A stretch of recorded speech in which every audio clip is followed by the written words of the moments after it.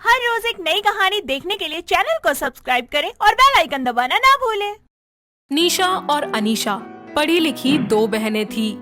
निशा दिखने में एकदम गोरी चिट्टी थी, लेकिन अनीशा अपनी बहन की तरह गोरी नहीं बल्कि काली थी। जब भी दोनों बहनें अपनी सहेलियों के साथ बाहर घूमने जाती तो उसकी सहेलियां अनीशा का मजाक बनाया करती और निशा उन्हें कुछ नहीं कहती थी। निशा की सहेली करीना एक दिन उससे बोलती है, यार अनीशा, तू हमारी बात मान ले यार, तू हमारे साथ मत घुमा कर। वो तेरे काले रंग की वजह से ना और लड़के हमसे दूर भाग जाते हैं और कोई हमसे फ्रेंडशिप भी नहीं करता। हाँ करीना, तू बिल्कुल सही कह रही है। अनीशा, अब से तो हमारे साथ कहीं नहीं आई जाएगी, समझ गई तू? निशा, मैं तो तेरी बहन हूँ, तू भी इनकी बातों में आ गई। मैं घर अकेली क्या करूँगी? तू कुछ भी कर ले पर मेरा पीछा छोड़ दे। अनीशा रोते हुए वहाँ से अपने घर चली जाती है और निशा अपनी सहेलियों के साथ हंसी ठिठोली करती रहती है। घर आकर अनीशा अपनी विधवा माँ गंगा से कहती है, माँ भगवान ने ऐसा क्यों किया मेरे साथ? उन्होंने मुझे काला क्यों बनाया और मेरी बहन को गोरा? अनीशा बेटा, ऐसा क्यों कह रही है? किसी ने तुझे कुछ कहा है क्या मेरी लाडो?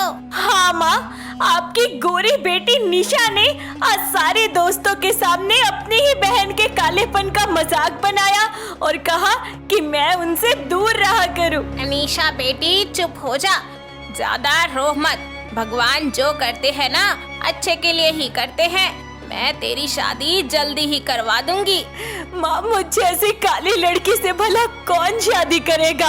अगर हमारे पास ज्यादा पैसे होते तो शायद एक पल को दहेज की नींव पर मेरी शादी हो जाती, लेकिन मेरी तो किस्मत भी काली है। अनीशा सब्र कर, तेरे नसीब में भी जरूर कोई लड़का लिखा होगा भगवान ने और जल्दी ही तुझे मिल भी जाएगा।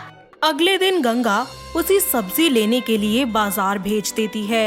वो जिस रास्ते से सब्जी लेकर लौट रही होती है वहाँ बहुत ही ज्यादा ट्रैफिक जाम होता है, इसीलिए वो लंबे रास्ते से घूमकर सुनसान खाई की तरफ से जा रही होती है। तभी उसे एक रुद्र नाम के लड़के की आवाज आती है, बचाओ बचाओ, मेरी कोई हेल्प करो, कोई है? Please help me. अरे यहाँ इतने जोर जोर से आखिर कौन चिल्ला रहा है? कोई दिख भी नहीं रहा है। प्लीज हेल्प मी, कोई बचाओ, मैं गिरने वाला हूँ, प्लीज हेल्प मी। लगता है कोई मदद के लिए पुकार रहा है। बचाओ, अरे बचाओ, मेरी ये आवाज तो कोई खाई हेल्प की प्लीज तरफ से आ रही है। अनीशा खाई की तरफ जाती है और देखती है कि एक लड़का जिंदगी और मौत के बीच लटक रहा है। वो जल्दी से अपना दुपट्टा देकर उस लड़के को अपनी तरफ खींचती है और रुद्र ऊपर तक आ जाता है। अनीशा उसे जोर से खींचकर बाहर निकालती है कि रुद्र उसके ऊपर आकर गिर जाता है। उस वक्त दोनों एक दूसरे की आंखों में आंखें डालकर उनमें खो जाते हैं और अनीशा बोलती है, जी आप ठीक तो है ना? कहीं लगी तो नहीं आपको? Thank you so much. आज अगर आप नहीं होती तो मैं सच में मर जाता। ये बात सुनकर उसके मुंह पर वो हाथ रख देती है और बोलती है, अरे ये क्या कह रहे हैं आप? फिर कभी ऐसा मत कहिए। सच ही तो कह रहा हूँ, बहुत देर से मैं खाई में लटका हुआ था। आप नहीं होती तो आज मेरी टाई फिश हो जाती। पर आप वहाँ लटके कैसे? मेरा मतलब है कि आप गिर कैसे गए? वो दरअसल मेरी कार का ब्रेक फेल हो गया था, ब्रेक लग ही नहीं रहा था और सामने मौत थी, इसलिए मैं वहाँ से कूद गया और पेड़ की डाली पर लटक गया। शुक्र है भगवान का कि कुछ गलत नहीं हुआ और मैं टाइम पर आ गई, वरना पता नहीं क्या हो जाता। जी बिल्कुल सही कहा आपने। अगर आज टाइम पर आप नहीं आती तो मेरी जान तो पैसों से भी नहीं आती, इसलिए आपका बहुत बहुत शुक्रिया। ये लीजिए मेरा नंबर, मैं आपसे फुर्सत में मिलूंगा। इतना कहकर रुद्र वहाँ से चला जाता है और इस सब हादसे के बाद उन दोनों के दिलों में ही एक दूसरे के लिए प्यार की घंटी बज चुकी थी, लेकिन दोनों को एहसास होना अभी बाकी था। कुछ दिन बाद अनीशा रुद्र को फोन करती है। रुद्र उसे थैंक यू करने के लिए उसे सीसीडी में मिलता है और दोनों खूब देर तक बातचीत करते हैं। दोनों की दोस्ती बहुत ही गहरी हो जाती है और कुछ ही दिनों बाद वो एक बार फिर से मिलते हैं, जहां रुद्र उसे प्रपोज करते हुए कहता है, अनीशा, शायद मैंने फील करने में देर कर दी, लेकिन Anisha I love you so much. आज अगर मैं जिंदा हूँ तो सिर्फ तुम्हारी वजह से, और अब से ये दिल सिर्फ और सिर्फ तुम्हारा है। क्या तुम मुझसे शादी करोगी? हाँ रुद्र, मैं भी तुमसे बहुत प्यार करती हूँ और शादी भी करना चाहती हूँ।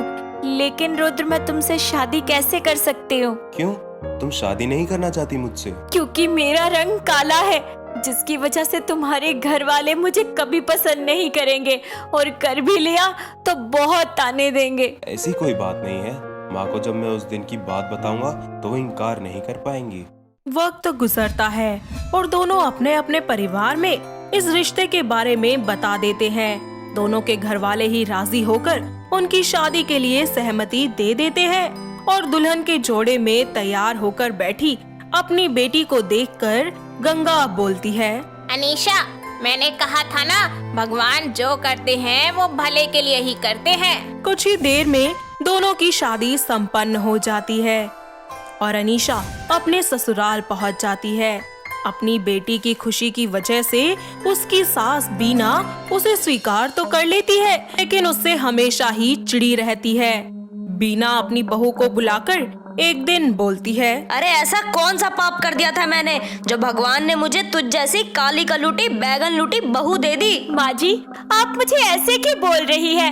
भले ही मेरा रंग काला है, पर मेरा दिल बिल्कुल साफ है। मैं कभी आपको शिकायत का कोई मौका नहीं दूंगी। अब ज्यादा गाल मत चला और हाथ चला अपने, और मेरे लिए जल्दी से एक कप चाय बना कर ला। ये सुनकर अनीशा बहुत रोने लगती है कि तभी रुद्र अचानक से घर आ जाता है और अनीशा को रोता हुआ देखकर अपनी माँ से पूछता है तो वो बोलती है, अब क्या बताऊं तुझे, इतनी काली बहू लेकर आया है तो ताने तो सुनेगा ही ना। माँ, आपने ऐसा क्यों कहा? आप जानते भी हैं उस दिन जब मैं मुंबई से आ रहा था तो मेरी कार का एक्सीडेंट हो गया था। बताया था ना मैंने आपको। हाँ बेटा, क्यों, क्या हुआ? आपको पता है माँ, उस दिन मैं मरते मरते बचा हूँ। अगर सही वक्त पर अनीशा आकर मुझे नहीं बचाती तो आज मैं आपके सामने शायद ही जिंदा होता। क्या इतनी बड़ी बात हो गई और तूने मुझे बताया ही नहीं? आप चिंता करती इसलिए नहीं बताया। अरे माँ, आपको तो अनीशा को शुक्रिया करना चाहिए, वरना पता नहीं मैं। ना ना बेटा, अरे अपने मुंह से ऐसी बातें मत बोल। अरे बहू, मुझे माफ कर दे। मैं जानती थी कि तूने मेरे बेटे को बचाया है। अगर तू ना होती तो मेरी गोद सूनी हो जाती। माँ जी, प्लीज माफी मत मांगिए, और जो भी हुआ उसे भूल जाइए और उस बारे में मत सोचिए। आप मेरी माँ हैं, आपको हक है कि आप मुझे डांट भी सकती हैं और समझा भी सकती हैं। बहू, आज से मैं तुझे कुछ नहीं कहूँगी। आज से तू मेरी बेटी बनकर रहेगी। ये देखकर सभी की आंखों में आंसू आ जाते हैं। वहीं दोनों सास बहू यानी कि अनीशा और बीना मिलकर अब खुशी खुशी रहने लगती हैं। साथ ही कुछ दिनों बाद बीना अपने बेटे और बहू की एक रिसेप्शन पार्टी रखती है, जहां सभी लोग अनीशा के गुणों की तारीफ करते हैं और उसे आशीर्वाद देते हैं। जिसके बाद सभी लोग मिलकर एक साथ खुशी खुशी अपनी जिंदगी में आगे बढ़ जाते हैं। तो दोस्तों, कैसी लगी आपको हमारी ये काली बहू की कहानी? क्या आपके घर के आसपास भी है कोई ऐसी बहू जिसका रंग काला हो लेकिन उसकी सीरत इसी तरीके से बहुत ही प्यारी हो? अगर हाँ, तो उसे ये वीडियो दिखाइए और हमें कमेंट करके बताइए। दोस्तों, अगर आपको ये कहानी पसंद आई तो इसे लाइक करें, शेयर करें और कमेंट करके बताएं कि कहानी में आपको सबसे अच्छा क्या लगा।